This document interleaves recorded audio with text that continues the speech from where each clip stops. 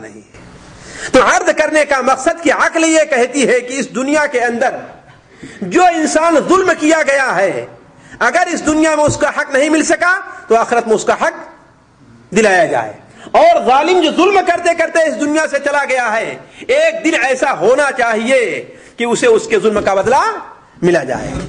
دیکھیے ایک اور چیز ہے قیامت سے متعلق. مختصر طور پر یہ دیکھ لیجئے کہ قیامت کا آنا تو برحق ہے لیکن وہ کب آئے گی یہ کوئی کسی کو معلوم نہیں ہے. بالضبط قیامت کب آئے گی یہ کسی کو معلوم نہیں ہے. جیسا کہ قرآن مجید میں اللہ تبارک و تعالی نے متعدد جگہ اس بات کو واضح کیا ہے. مثال کے طور پر سورہ لقمان کے آخر میں اللہ کیا فرماتا ہے؟ ان اللہ عنده علم الساعہ.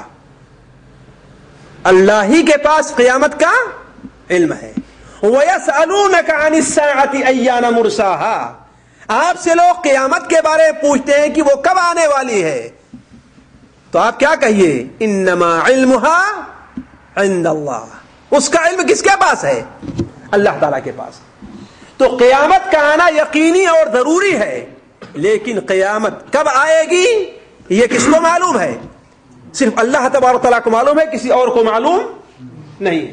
نہ کسی نبی کو اس کا علم حاصل ہے, نہ کسی ولی کو حاصل ہے, نہ کسی مولوی کو حاصل ہے, نہ کسی پیر کو حاصل ہے, نہ ہی کسی مرشد کو حاصل ہے, کسی مرشد کو. اسی لیے اللہ کے رسول صلی اللہ علیہ وسلم کی متعدد حدیثیں ہیں جس کے اندر آپ صلی اللہ علیہ وسلم نے یہ بیان فرمایا ہے کہ قیامت کا علم کسی کے پاس نہیں ہے. مثال کے طور پر بخاری اور مسلم وغیرہ میں وہ حدیث جو حضرت جبرائیل کے نام سے مشہور حدیث ہے, جبرائیل کے نام سے.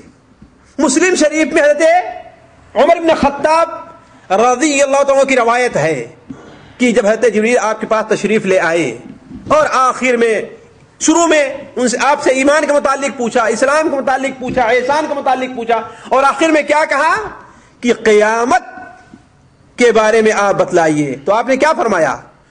پوچھنے والے سے جس سے پوچھا جا رہا ہے وہ زیادہ نہیں جانتا. اور بعض روایات میں آتا ہے کہ قیامت کا علم ان 5 چیزوں کے علم میں سے ہے جس کا علم اللہ تبارک و تعالی کے علاوہ کسی دوسرے کو معلوم نہیں ہے. تو معلوم یہ ہوا کہ قیامت کب آئے گی بالضبط یہ کسی کو معلوم نہیں ہے.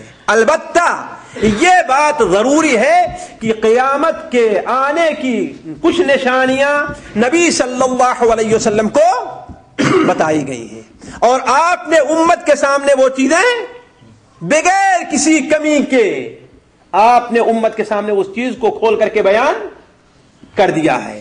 اور وہی چیز جو آیت ہم نے آپ کے سامنے شروع مقدمے کے اندر تلاوت کی اس کے اندر اللہ تعالیٰ فرماتا ہے فَهَلْ يَنظُرُونَ إِلَّا السَّاعَةَ أَن تَأْتِيَهُمْ بَغْتَةً فَقَدْ جَاءَ أَشْرَاطُهَا. کیا یہ لوگ انتظار کرتے ہیں قیامت کا کہ اچانک آ جائے؟ فَقَدْ جَاءَ أَشْرَاطُهَا. قیامت کی نشانیاں آ گئی ہیں, قیامت کی نشانیاں آ گئی ہیں, شروع ہو گئی ہیں. تو قیامت کی نشانیاں نبی صلی اللہ علیہ وسلم نے ہمیں اور آپ کو بتلائی ہیں. انہی نشانیوں کا جاننا اور ان نشانیوں کو باعث عبرت سمجھنا ہمارے اور آپ کے لیے بہتر اور ہمارے اور آپ کے لیے اچھا ہے. کیوں؟ اس لیے کہ ان نشانیوں کو دیکھ کر کے انسان اپنے اعمال کے اندر کوئی نہ کوئی تبدیلی کر سکتا ہے, اپنے اعمال کو کسی طریقے سے درست کر سکتا ہے. انہی نشانیوں سے متعلق آج آپ کے سامنے میں آپ کے سامنے چند باتیں رکھوں گا. دیکھیے, پہلی چیز تو یہ ہے کہ قیامت کی نشانیاں 2 طرح کی ہیں. ایک تو چھوٹی چھوٹی نشانیاں ہیں اور دوسری قسم ہے کہ بڑی بڑی نشانیاں ہیں. یا دوسرے الفاظ میں اس طریقے سے تعبیر کیجیے, کچھ ایسی نشانیاں ہیں جو عادی قسم کی ہیں, عام طور پر جو دنیا میں چیزیں پیش آتی ہیں ان میں کثرت ہو گئی, یا وہ چیزیں جو انسان کے بس میں ہے اور اس کو انسان کرنا شروع کر دیا ہے. اور کچھ ایسی نشانیاں ہیں جو غیر عادی ہیں, غیر طبیعی ہیں. مثال تو دجال کا آنا ہے. دجال ایک اپنا کام یہ بھی دکھلائے گا کہ ایک آدمی کو مارے گا دوبارہ زندہ کر دے گا. ظاہر تو غیر عادی چیزیں ہیں نا. اسی طریقے سے عادی چیز یہ ہے کہ سورج مشرق سے طلوع ہو اور مغرب کے اندر ڈوب جائے، یہ 24 گھنٹے کے اندر اس کا ایک چکر پورا ہوتا ہے. لیکن اگر یہی سورج مغرب سے نکلنا شروع ہو جائے تو غیر عادی چیز ہے نا، یہ کوئی فطری چیز نہیں ہے. اسی طریقے سے ہم یہ دیکھتے ہیں کہ جانور ہو اور وہ انسان سے بات کرے کہ تو مومن ہے یا کافر ہے، یہ غیر عادی چیز ہے نا. تو اس قسم کی نشانیاں جو ہیں اسے علماء کیا کہتے ہیں کہ قیامت کی بڑی بڑی نشانیاں کہتے ہیں. اچھا، ایک قیامت کی نشانیاں اس طریقے سے بھی ہیں، کچھ نشانیاں تو ایسی ہیں جو قیامت کے قریب ہونے کی علامت ہیں، اور کچھ نشانیاں ایسی ہیں جو قیامت کے واقع ہونے کی نشانیاں ہیں.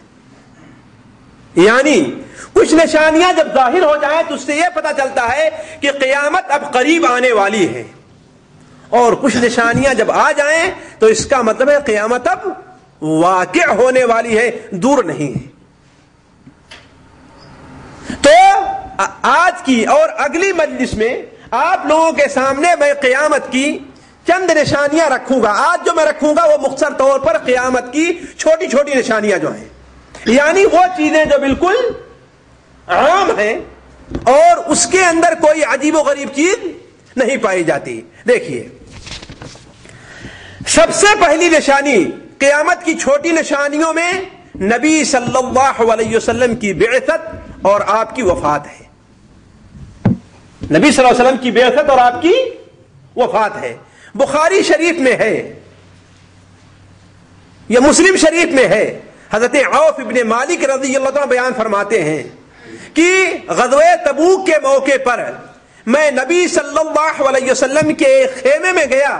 آپ اس وقت ایک چمڑے کے خیمے میں تھے، چمڑے کا بھی خیمہ بنتا تھا، آپ اس کے اندر بیٹھے ہوئے تھے اور خیمہ چھوٹا تھا، اس کا دروازہ جو تھا وہ بھی چھوٹا تھا. تو ہم نے اجازت چاہی کہ اے نبی صلی اللہ علیہ وسلم کیا میں داخل ہو سکتا ہوں؟ تو آپ نے فرمایا ہاں داخل ہو جاؤ. ہم نے کہا کیا میں اپنے پورے کے پورے آ جاؤں؟ یعنی چھوٹا جگہ تھی. تو آپ نے فرمایا ہاں پورے کے پورے داخل ہو جاؤ. اور پھر عوف ابن مالک رضی اللہ تعالیٰ عنہ نے نبی کریم صلی اللہ علیہ وسلم سے قیامت کی نشانیوں کے بارے میں سوال کیا. تو آپ صلی اللہ علیہ وسلم نے قیامت کی نشانیاں بتائی اور آپ نے فرمایا اعدد ستن، 6 نشانیاں قیامت سے پہلے پہلے تم شمار کرو. پہلی نشانی آپ نے اس میں کیا بتائی؟ میری وفات، بیت المقدس کا فتح ہونا. تیسری نشانی بتائی آپ نے کہ ایک عام موت پیدا ہوگی، ایک عام موت، ایک عام بیماری ہوگی جس سے بہت سے لوگ مر جائیں گے. چوتھی نشانی آپ نے بتائی کہ مال کی بڑی کثرت ہو جائے گی، مال کی بڑی کثرت ہو جائے گی. اور پانچویں نشانی کیا بتائی؟ ہمارے خیال سے عام فتنہ پیدا ہوگا جو عرب کے تمام گھروں کے اندر داخل ہو جائے گا، کوئی ایسا گھر نہیں ہوگا جس کے اندر وہ فتنہ داخل نہ ہو. اور چھٹی نشانی آپ یہ بتائی کہ تم اور بنو اصفر یعنی نصارہ مل کر کے ایک دشمن کے خلاف لڑنے کے لیے تیار ہو جاؤ گے، اور جب تمہیں کامیابی ہوگی تو نصارہ خیانت کریں گے اور پھر تمہارے بیچ اور ان کے اندر لڑائی چھڑ جائے گی.